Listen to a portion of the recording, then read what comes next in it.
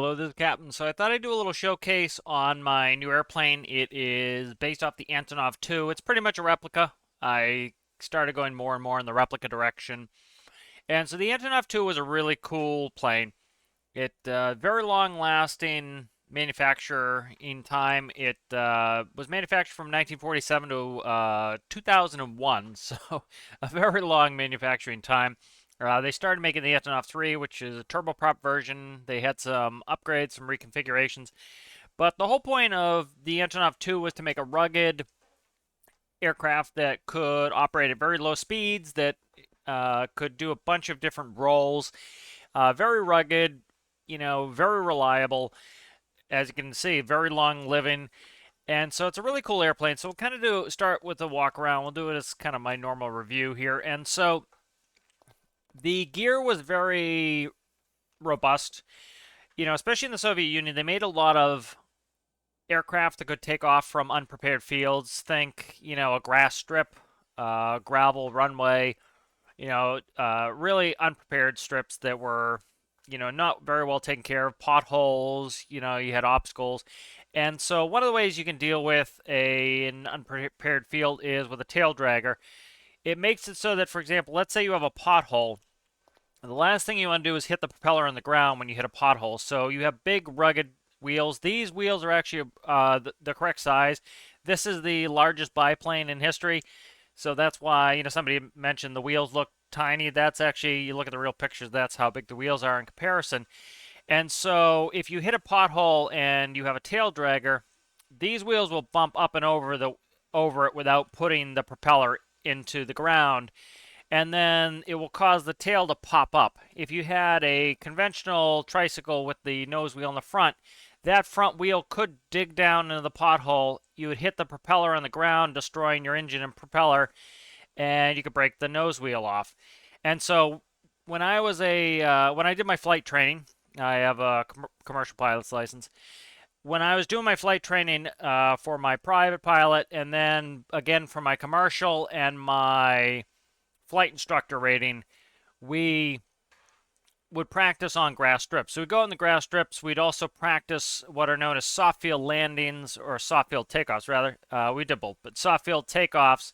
And we do them on a hard surface. We'd also actually go into a soft field and do it. And so one thing you do is when you power up in a conventional tricycle with the nose wheel in the front, you would pull back on the yoke fully, and as soon as you get enough airflow over that tail, the nose wheel would actually lift up off the ground, and you'd do like a wheelie. You'd balance on your mains, and you'd keep the nose wheel off, and that was the whole point, to try to make sure you didn't dig that nose wheel into a pothole. And so these were, like I said, designed for really rough terrain, off-road capable. I couldn't get the gear exactly how they are, so they have big, there would be pneumatic gas struts in the real Antonov 2. They are in this position. The difference for the real Antonov 2 is that it has a facade over it. So they would put an aero facade over it. One, to keep the dirt out of the piston. You don't want the dirt getting into the piston seals. You don't want the piston seals cracking. So they just put a facade over it. That helps with airflow going around. It cuts down drag a little bit, but also keeps it clean. And then it would have some tension rods on there. So that's simulated. It's kind of cool how I did it. You just have, this is actually floating, and this is actually doing all the suspension. So that's just for looks. Walking around here, we have leading edge slats. Now, you'll see slats on some airliners, and they tend to be powered, generally hydraulically if it's in an airliner, because you have ample amounts of hydraulic pressure. So these slats, what they do is, when you're coming into land, as you can see with a tail dragger, we already have a reasonably high angle of attack. So think the nose is pitched up. That changes the angle of the wing. That gives you more lift. And so pretty simple aerodynamics. The faster the air can go over the top, the more lift you're creating. And so in these types of stall, short takeoff and landing aircraft, you want a thicker wing.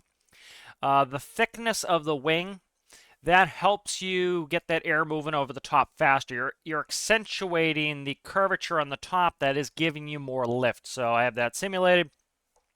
And so the slats actually help with this. As you increase your angle of attack, the air will come, it will go under the wing, it will go over the slat. It will also go between the slat and the wing. And so what this will do is further accentuate that airflow over the top of the wing, giving you even more lift. Now the Antonov 2 was cool. It actually had, I think they were like almost like bungee cord slats, and so they're completely automatic. Again, like in an airliner, when you put down your flaps, the slats will automatically come out, and they'll come out hydraulically. On the Antonov 2, they're automatic. They are what will happen is it's just a small bit of essentially, like rubber band holding it against the wing. When the airflow comes and it hits the front of the slat, it will actually push the slat up against the wing. When you go at a slow speed, necessarily you need to increase your angle of attack in order to be able to maintain lift. As you slow down, you're losing lift, so you need to pitch up more to maintain the same amount of lift and not descend. And so as you change your angle of attack, and on the Antonov 2, it was usually under 40 knots, the air would actually come up and under the slat, opening the slat, and the slats would automatically open. So these are set up to be automatically open. So under a certain speed, I have them actuated by a pneumatic piston. So as you can see, they start in the open position, and as we gain speed, those slats will close. I still need to put one strobe on this. I watched a video of a walk around of a real Antonov 2, and there is a strobe on the bottom wing as well, so I need to do that. Probably most likely because if the strobe is up top and you're underneath, as another airplane coming up, you wouldn't be able to see it. So you'd want to have a strobe there so you can see it if you're underneath the plane. So a really cool wing on this. This is, again, the largest biplane. And one of the things that was really neat that gives this plane is known for being able to go extremely slow. You can get these down to like 30 knots, which is insanity. And so they had fabric covered wings, which was really cool. You often see that because it's super lightweighted to do wings.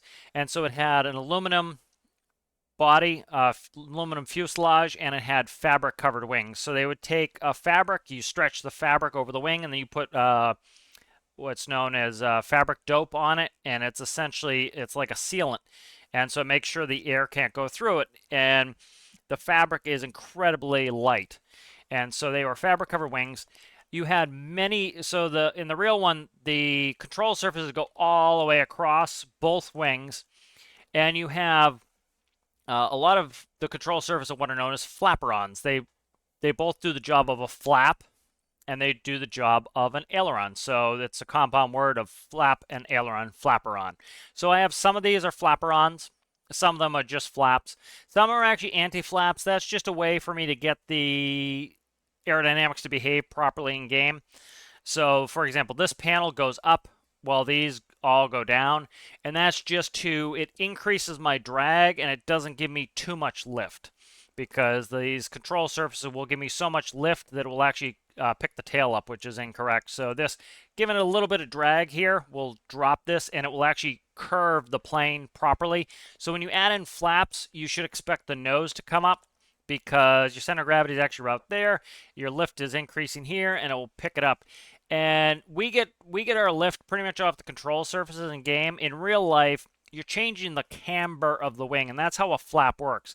The camber is the curvature, the bend of a wing. And so the flaps come down, it's causing the air to go faster over the top even more, slower underneath, and then giving you more lift. So that's what a flap will do. All right, so coming to the back here, you have some supports on these, on the horizontal tail plane. It should be attached here. I might XML a block, so it should be like 1x1 wedges, and I need to XML them, but I put that on there for now. The real one, I tried this. It doesn't really work all that great in game, so I've gone back to a powered tail wheel. In the real Antonov 2, it has a free castering tail wheel. So think about like the front wheels on a shopping cart. They just wiggle at their own leisure. And the way you steer is with differential braking. So if you brake your left wheel, it will cause this wheel to go slower than the outside wheel, causing the vehicle to turn to the left. If you brake the right wheel, it will go to the right. And so what I do is I have differential braking, but I also have a steering nose wheel just to give it realistic behavior. I tried it free castering, and it just wasn't behaving realistically enough, and for a number of reasons. One, When you start the engine and you have the propeller going, you have what's known as prop wash. So the air is coming in, it's being accelerated by the propeller, and it's being blown straight back. And it'd probably extend to about, I don't know, probably about out to here. And so that accelerated air is going over your rudder and some of your horizontal tailplane. This is probably up and out of the prop wash, but the rudder is definitely in the prop wash. So even at slow speeds, when you push up the engine power and the propeller wash is coming back and hitting the rudder, you can steer that wash. And so even at slow speeds, your rudder is effective. In game, it doesn't work that way. In game, we need a certain amount of speed to get any sort of rudder effectiveness. So I have to go back to a steering nose wheel, a steering tail wheel rather, and that is simulating the lack of that is simulating the prop wash we'd be getting, because as I put up my power, I could actually steer with the rudder. And so, like I was talking about with when I was doing soft field training and when I was training people on soft field, when you give it a bunch of power, the prop wash would come and say on a Cessna 152, it would come over the horizontal tailplane, and then you could steer it with your elevator, and that would actually, at very slow speed, we'd be able to pick the nose wheel up off the ground, and that was because of the prop wash. All right, so let's go around the other side. Other side's pretty close here. I didn't mean to put two of these temp sensors. They're supposed to kind of simulate pitot tubes. I meant to put one, but I put two. Slats on this side. The fillers are a little bit different, and the only reason I did this was I would need to be able to climb up on the wing, which isn't really possible because I can't get up here, as you can see. And so the real fillers would be on the top, so I put them here. Just a little bit of my own, change there to make it work in game. The system is actually pretty cool on the Antonov An-2 for refueling. One of the ways that they would refuel this plane is, one is, let's say you had a fuel truck, right? The fuel truck has a pump, you would pump into the top of the wing. The other one is the engine-driven fuel pump, or I think it was electric boost pump. The electric boost pump would make it so that, for example, you're going out into very rural areas in the middle of nowhere, and so you need to be able to pump your own fuel. And so if you don't have a pumping truck, what they would do is they could take a 50, gallon drum of fuel, they could stick a hose into it, they could plug it into the plane, and when you turn on the engine-driven boost pump, it would suck the fuel up into the tanks. And so I've simulated the same system. I'll see how well it works, but I have a boost pump, and I'm hoping that I'll be able to, for example, just make a 50-gallon drum that has no pump and suck it into the tanks of the airplane. We have a single port exhaust here, single point exhaust rather. Sometimes you'll have multiples. On the Antonov An-2, you had a single point. They have proper cats in there. I'm not doing exhaust deletion on this. On the real one, this is an oil cooler. I actually think this came out pretty good for simulation. This is just a battle can barrel extension. And so what you had in here was you had an inlet for air, and then you had some shutters in the back. And so the air would come in and cool the oil from that oil cooler. I love to simulate some cowl flaps, but I can't figure out how to get them to look right, so I may or may not do cowl flaps. Cowl flaps, what those are is the way these airplanes would cool in real life is they're air cooled. For the most part, this is air liquid cooled. I was doing air cooling by itself, but air cooling is not strong enough really in game for an engine this that will run this hot. So I had to do these radiators. So the way that air cooling works IRL is you have these cooling fins on the cylinders of the radial. As you're moving forward, you're getting ample amounts of cold air coming in because you're moving forward at a high altitude, or even a highish altitude. The cold air comes in. If you have all the cowl flaps shut, the air has no place to go. So eventually this cowling fills up. It has more pressure than the outside air because you keep packing air in there. And eventually the air is going to start going around. And so you then warm up the air in here. And so let's say you're taking off in Siberia and it's really cold. You'd leave your cowl flaps closed. The air would come in here. It would warm up around the engine. It would keep the engine warm. If the engine starts getting too warm, what you do is you open your cowl flaps. Now the air goes in and it has a way to escape. So it would come out the cowl flaps and that would help to cool the engine. So let's go ahead. I'm going to just respawn it here because it's up against the wall. And we'll go ahead and look inside. So it is 34,000. It weighs 3857. There's no glitches or anything in this at all. Just works pretty normally. So I redid the door on this. These are some simulated steps. I still am not happy with how that pivot is. I'll have to try to fix it, but who knows if I can get it fixed. And so here is the door. It actually goes on the inside. One of the reasons likely for this was they did do some parachuting out of these planes. So by having the door open going inward, you can actually open it in flight. So let's go in. So the most popular version of this plane was the 12-seat passenger. So I have that simulated. So I can open the door from both sides.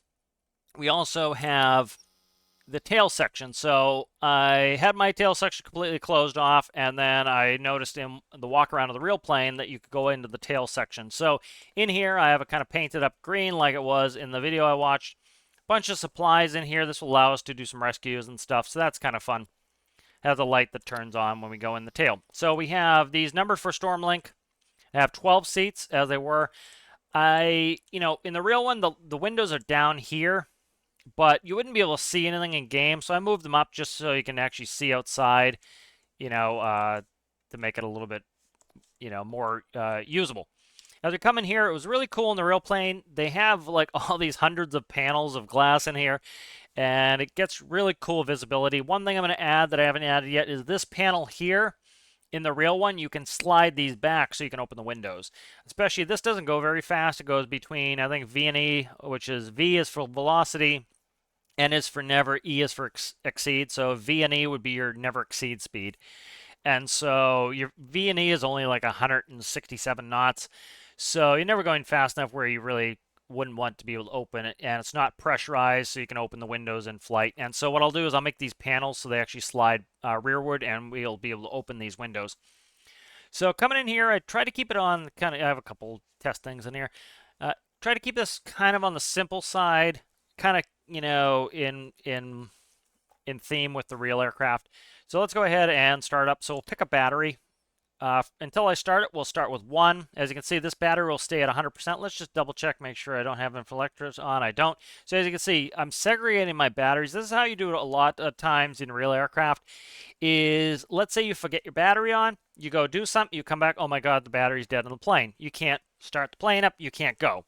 And so when you do it like this, when you have 2 battery systems and you rely on one, you notice this one is burning down. This one is at 100%. So if I left this on and went and did a rescue and came back, oh my God, my battery's dead, all I have to do is I can turn on the other one. Now I can start my engines, which produce electricity. So we'll start on battery 1. Fuel valves, these open the valves for the 2 tanks. And this is actually really close to what the real capacity is of the real airplane. I think it was 588 liters a side or something in the real one. I'm not 100% sure. I have to double check. But this is pretty close on fuel. And so we'll select both valves. This allows us to eat from either tank. If I'm burning too much from this tank, let's say I'm banking left a lot, it's gravity feed. So the gravity is causing the fuel to come down and into the engine. If I'm burning from this one too much and this one's getting lower than this one, I can shut that valve off and just burn from this tank and level them out that way. So going across here, we have our most important gauges. We have manifold pressure. Manifold pressure is a reading of the power of the engine. I need to simulate this a little bit better. In real life, when your engine is off, your manifold pressure, which is testing the pressure of the intake manifold for the engine, it will actually read atmospheric. So it'll read the same as your altimeter, essentially. And then you have oil pressure. I'm just faking that. I haven't set up fuel flow yet. I might change that to something else. Then we have RPM. So manifold pressure is your power. RPM is, in this type of constant speed propeller airplane, you're controlling your manifold pressure, your power, with your throttle lever. And you're controlling your RPM, the RPM of the engine, with your propeller. If you want less RPM of the engine, what you do is you're increasing the blade pitch, and that is putting more load in the engine, slowing it down. And so I have that controlled. So I have throttle here and propeller here. I also have it on my seat. Then we have temperature there, parking brake, we have the, this should be changed to fuel boost pump. I changed it. So this is a fuel boost pump. We're going to turn our beacon on to let everybody know that we're ready to start. We open the window, yell clear prop, and then we're ready to start. So I really wanted to put an inertial starter in here, but I just don't have the space. So the real plane does it by inertial starter. So what that is you have a small electric motor, and you have something like a flywheel, and that's how I've done it in game before. Put a small electric motor, you hook it up to a flywheel, and it spins the flywheel up. And then what you do is you then connect a clutch from the flywheel to the engine. So what you're doing is taking an electric motor, and you're taking an electric motor that's not powerful enough to turn the engine, but it's powerful enough over time to spin up the flywheel. Once the flywheel is up, remember force equals mass times acceleration. So the flywheel has a mass, and the faster you can get that mass spinning, the more force you get. Then you apply the clutch, and now the flywheel starts to turn the engine, and it is powerful enough to rotate it. So I'm going to still try to find some way to get a flywheel in here, but I'm hurting on space for that. All right, so that is up and running now. So we're going to go ahead and set our flaps. In the real one, they're electric flaps. I just have it set as a handle, like kind of like the manual. So we'll set to about there. As you can see, we have a bunch of flap segments. And as you notice, they're all flapper-ons.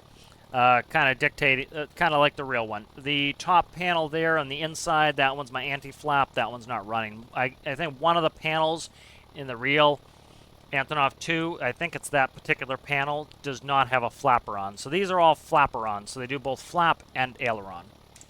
All right, so those are set for takeoff. We'll do nav. We'll do that when we get out there. So now that the engine is started and our alternator is connected, we're not at a high enough RPM to recharge our battery. That's actually pretty normal. So we then connect our second battery now that the engine's up and running. We'll release our parking brake. In the real Antonov 2, you have pneumatic brakes. So your engine is turning a compressor, it's creating air pressure, and what you do is you actually steer with brakes. So I can steer with brakes in this, so I just tapped on my 3 key, that gives me left brake. I had to, like I said, I had to add back in the ability to steer my tail wheel just to get realistic performance. And so this will allow me to turn tighter, is I can steer with my tail wheel, but I can also press the differential brakes with 3 and 4. 1 and 2 are my propellers, is my propeller pitch. 3 and 4 are my left-right brakes, respectively. And then 5 and 6, I can control my flap. All right, so as we come out here, we'll go ahead and we'll turn on our nav, strobe, and landing taxi. Those are all on, as you can see. And so let's go ahead, and we're pretty much ready to take off. So this is known as a stall aircraft, short takeoff and landing. This aircraft, like I said, it can go down to like 40 knots. And one of the neat things with this is it has so much lift that you have like, it's like a 7-knot crosswind max with full flaps. Because it has so much lift, a 7-knot crosswind will blow it off the runway. And so you'd need to take off with no flaps if you had too much crosswind. So it's kind of neat that it had that much lift. So this plane was notorious that it could just go super slow. And actually the stall procedure, you know, let's say you got disoriented at night, the procedure was essentially just to do a falling leaf maneuver, which essentially what you do is you hold it in the stall, and you'll never be able to get. So stall is actually angle of attack. It's not a speed. You know, you can stall an airplane at 200 knots. It's the angle of attack compared to the relative wind. And so you can't get the wing up to the stall angle of attack. You just do a falling leaf. And so what you'll do is you'll pull the control yoke all the way back, and you'll hold it in a falling leaf. And you can drop out of the sky at like 25. You'll be going like 25 knots. And they say it's equivalent to how hard a parachutist would hit the ground. And so with rugged landing gear, that was actually the safest way if you had an issue in the plane. Let's say you had an engine failure, you could do a falling leaf and just come right down, and you would likely the landing gear would take enough shock that you'd survive no problem. So this plane has really great slow handling capabilities. It will take off around 60. So we're going to do a proper short field takeoff procedure. So what I'm going to do is leave the parking brake on. And I'm also going to press the space bar. That will hold my brakes. That will do my actual variable brakes. And I'm going to go full throttle. And then as we start to just creep forward, I'm going to tap off the parking brake. I'm going to hold back the elevator. And as soon as the plane is ready to take off, it will. That's your short field procedure. You hold your yoke all the way back, and as soon as it's ready to take off, it takes off. So that will give you the shortest ability to take off, is as soon as it's ready, it will take off. So we'll go ahead and we'll get started here. So manifold pressure is coming up.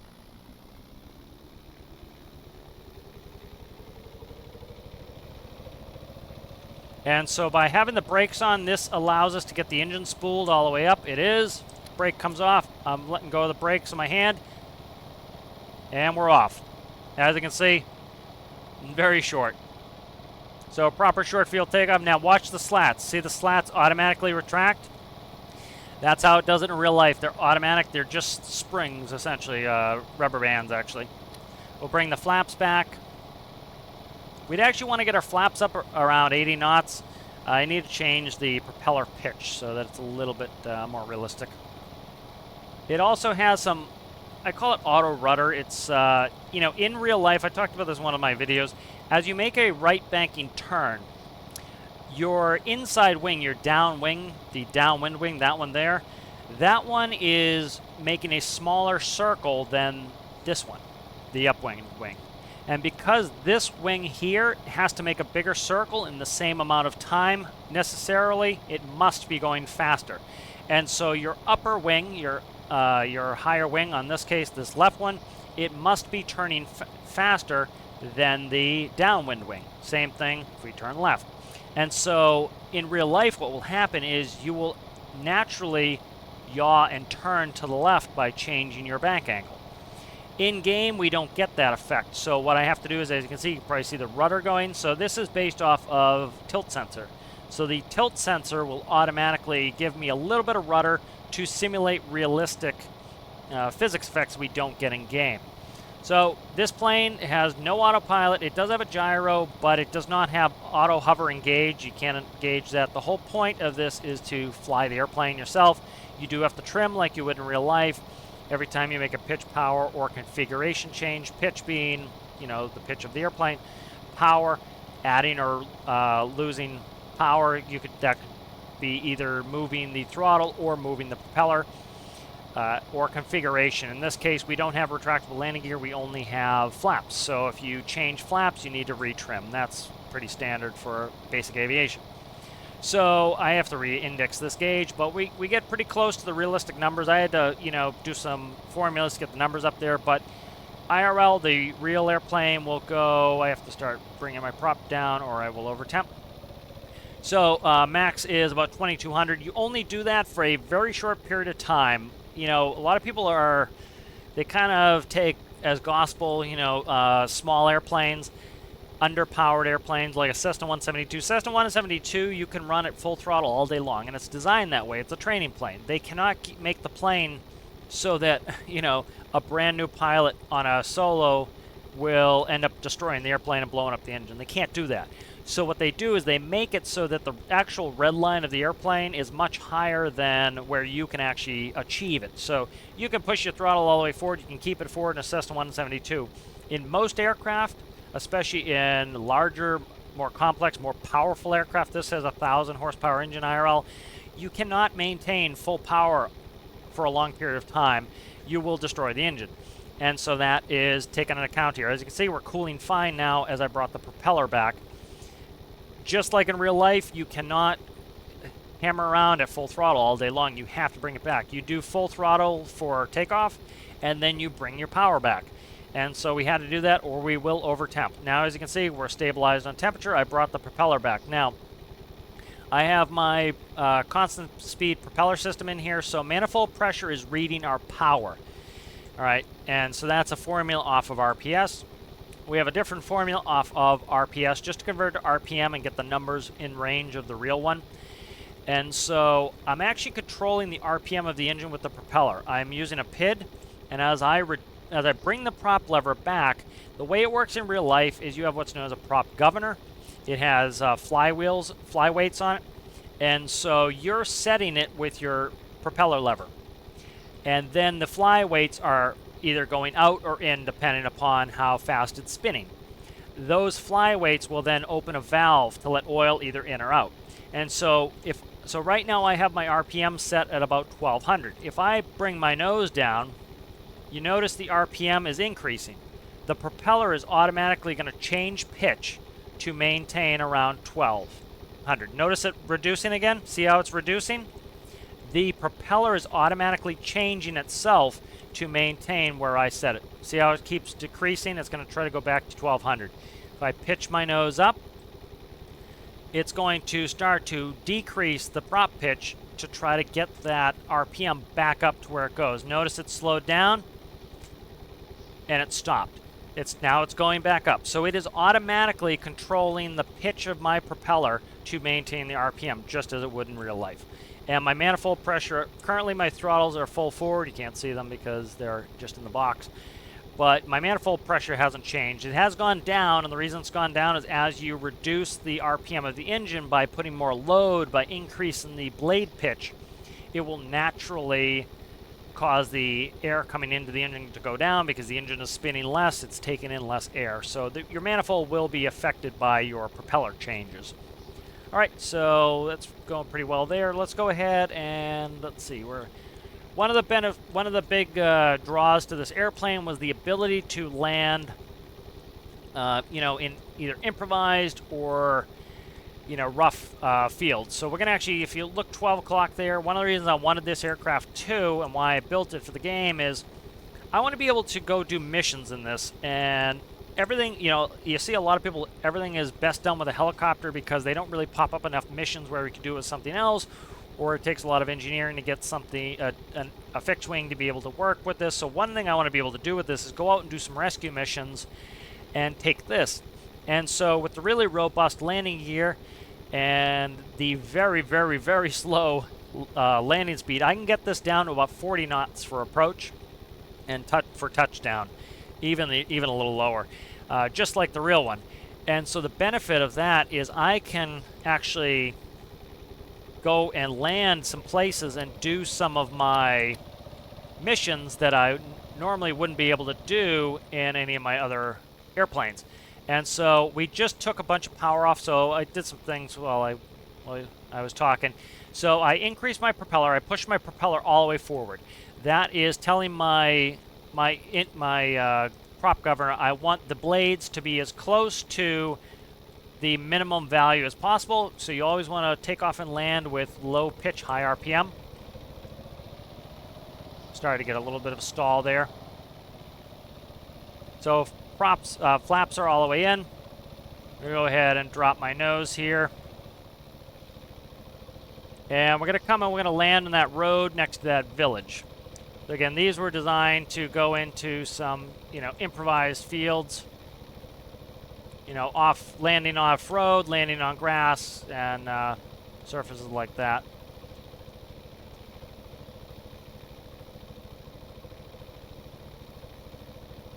So I need to tweak the auto rudder system a little bit. It's kicking the rudder more than I like now. All right, so I'm going to slow down a little bit more. We're going to try to get this really slow. About 60 knots is where I normally approach.